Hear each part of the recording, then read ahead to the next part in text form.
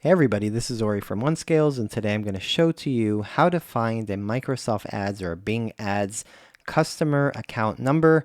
This video is for you guys that have a management account, for example, a marketing company or ad management company, and you need to ask from your client what's their current Microsoft Ads account number, and then you have to link to them to invite them so you can actually send an invitation so they can allow you to access their account on your behalf. Okay, so very simply, once you log into your Microsoft Ads account, ads.microsoft.com, you as a management company, you will actually have to go and link to accounts, and you're going to have to actually put in link to one of your Microsoft advertising accounts, which is your client or the company you're managing on behalf, and you're going to put in their 8-digit alphanumeric code inside, and you can do it right here by doing this.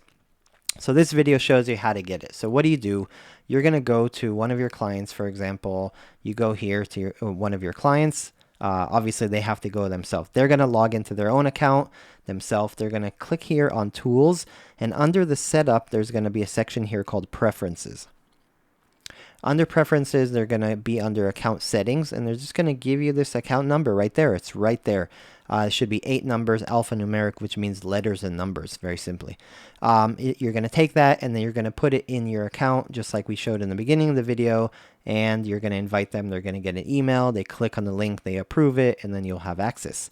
That's it. This video, wanted to make it because every single time we have a new project we need to invite, we kind of forget how to do it, and we want to document this for you guys and for ourselves, so it's easy to invite and we can remember where to do it. But in short, they go to Tools, Setup, Preferences, Account Settings, and Account Number, and that's it. Hope you enjoyed this video. Subscribe if you like it, share with others, and we'll be making many more videos to help you guys from all topics, not just web and advertising, but all topics, anything we can help with that we know, we have insights we make on this channel. Thank you.